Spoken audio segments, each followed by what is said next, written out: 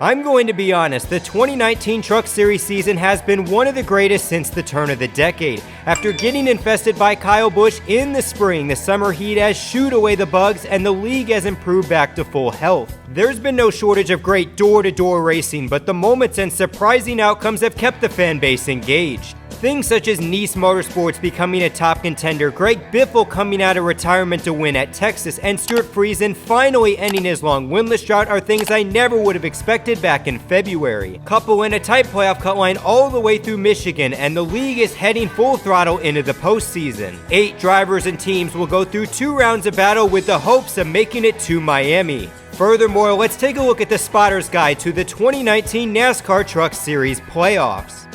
Congratulations for being our regular season champion. Months of consistency and hard work has given Grant Enfinger some cherished hardware to lay his fingers on. The regular season championship has 7 top 5s, 13 top 10 finishes, and an average finish of 7.5 gave the championship sponsored team an accolation for the record books. Despite leading 293 laps and racing in the top 5 week in and week out, I'm not completely sold on this team as a championship contender. Grant Enfinger's let golden opportunities slip from his fingertips, which includes the playoff opener last week. Driving under the ThorSport banner full-time since 2017, he only has 1 victory, which occurred during the Vegas Fall Race last season.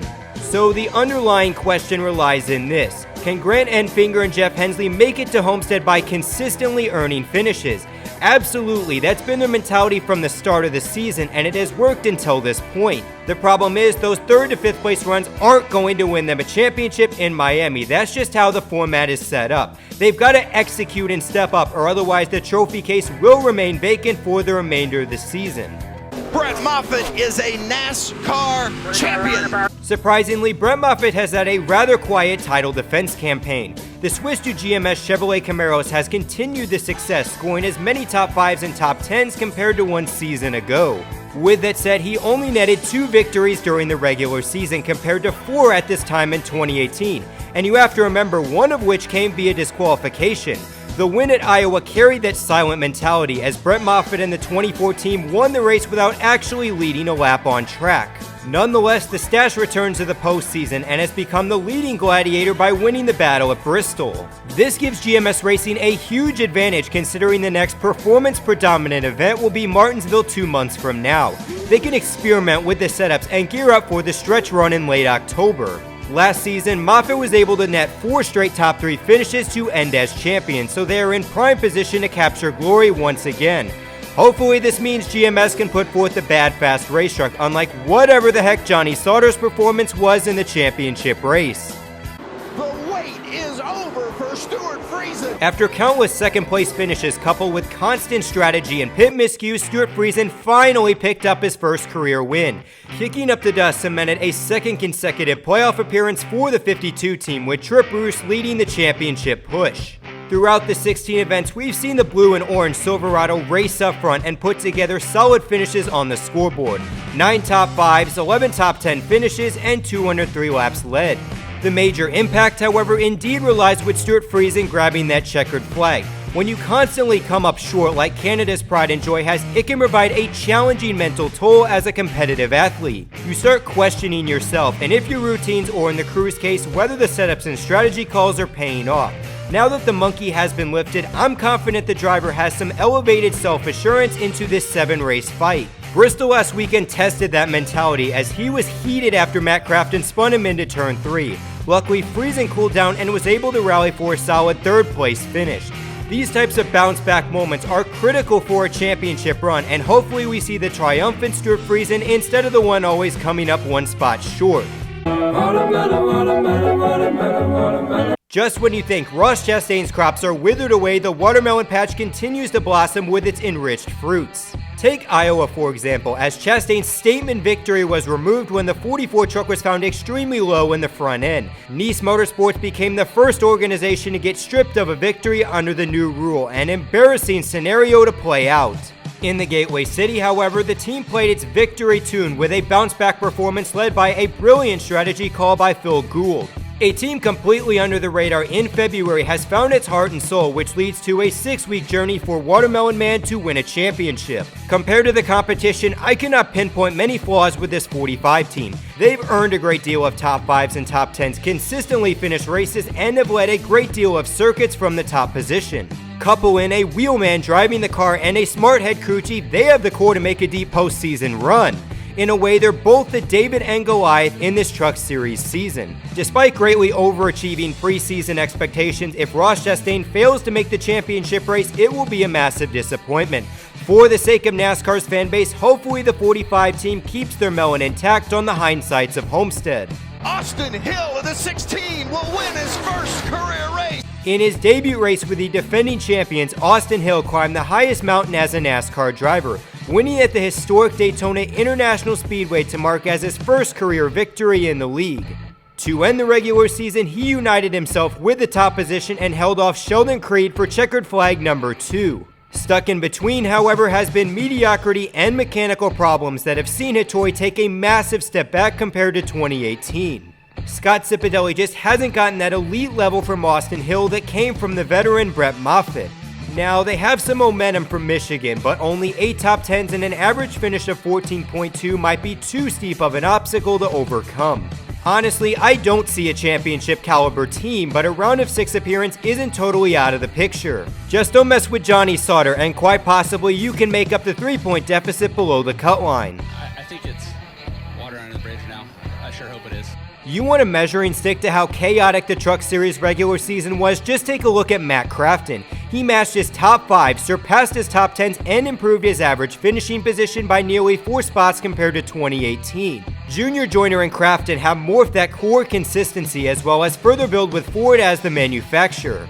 Yet, if Sheldon Creed would have passed Austin Hill at Michigan, the second most consistent driver would enter Bristol without a chance at the silver trophy, and the bright 88 would have dwindled into darkness. With the state of NASCAR, this of course reignited the endless repetitive war about the playoff format before the fight is even started. It's going to be a long 3 months, isn't it? Nonetheless, Matt Crafton makes the big dance for the 4th season in a row, as the hopes of a 3rd title are as bright as his Menard's F-150. In order to capture the trophy, this old dog will need to learn some new tricks. This isn't the traditional format where the 88 won back-to-back titles by consistently finishing 23 races, and Crafton will need to achieve something he hasn't since 2016. Win a race on pavement. Considering only leading 34 laps throughout the regular season, the 88 has a tough project to craft over the next 7 weeks. Great drivers and teams adapt to new challenges, so we'll see if this ThorSport team can bring something new and energetic to the garage area. Here's Johnny! Outside of that clutch win over his former team, Johnny Sauter's 2019 has been an utter failure if I'm being honest. He was supposed to revolutionize the 13 truck and become a top-tier contender alongside Brett Moffitt. Things started out well as Johnny Sauter netted 5 consecutive top 10s and got revenge on his former team at Dover. Over the hot summer months, however, the team has underwent frigid temperatures on the results page. Only 4 top 15 finishes and 5 laps led dropped the 13 from 2nd to 10th in the regular season standings. Mired in the middle of this horrendous stretch was an utter classless move at Iowa by wrecking Austin Hill under caution. Now, I understand the frustrations, especially with the controversies against the 16 over the prior races. With that said, the car wars during a race should only reside at Bowman Gray, not the 3rd largest NASCAR division consisting of sponsors and financial revenue. Tenda Heel could have very well pulled their sponsorship, and with how hard it is to find the money, it could have ended Johnny Sauter's racing career. Luckily, a benching in St. Louis provided the only punishment, and Johnny Sauter and the Teal team find themselves within the intense pressures of the postseason. Even as they look like a first-round exit, Johnny Sauter has a history of sneaking up on the competition during the fall events. Take 2016, for example, as Sauter won the season opener at Daytona in his GMS debut. He went largely under the radar over the next 6 months, but was always lurking around the lead pack. As the round of 6 took the green at Martinsville, Johnny Sauter and Joe Shear Jr. overwent a shining stretch towards glory. 2 wins at Martinsville in Texas and 4 straight top 3 finishes to claim the championship. The only difference between that championship season is the truck, and I wouldn't count out the 13 team, especially with Joe Shear Jr. crafting his brilliance as the head crew chief. Hopefully that means a sponsor. Holy cow. For a kid that doesn't look over 15 from a long distance, Tyler Engram has definitely performed like a veteran in his debut campaign. This California kid made the postseason by stunning the field at Kentucky, conserving enough fuel to grab his first career win. Driving for both David Gilliland and Joe Nemechek, he has grabbed 3 top 5, 6 top 10 finishes and has outperformed teammates Natalie Decker and Anthony Alfredo on a weekly basis. His only weakness relies with 4 DNFs, mostly due to mechanical issues with the DGR equipment. When you look at championship contention, Engram is likely an easy elimination in the first round. His experience is still lacking, which was showcased at Michigan by screwing up the restart. With that stated, the development of DGR Crosley Racing and Tyler Engram are a year ahead of schedule, so these playoffs will be more of a learning curve for the long-term future. Nothing to hang their heads on for the 17 as they greatly overachieve compared to fellow Toyota Series regulars. As the series crosses the border over to Canada, the postseason picture is fairly tight and congested. With the unpredictability of the final turn at Canadian Tire as well as Talladega, no driver has their championship 4 ticket punched and ready to go.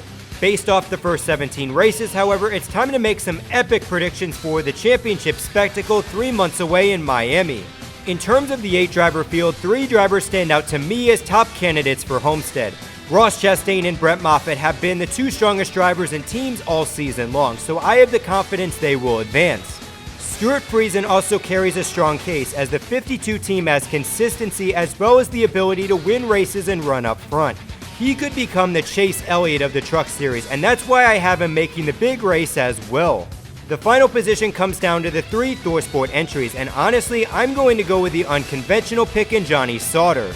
Most Truck Series championship fights have an oddball competing for the title, as Austin Cindric advanced in 2017 and Justin Haley was a surprise entry last season.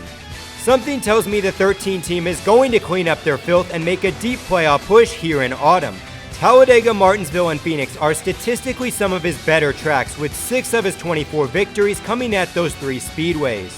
With that said, let the gladiators into the ring and let's start the bloodshed for the ultimate glory of the NASCAR Truck Series Championship. So anyways, this is NRF signing out, and just remember, life's a beach and then you drive.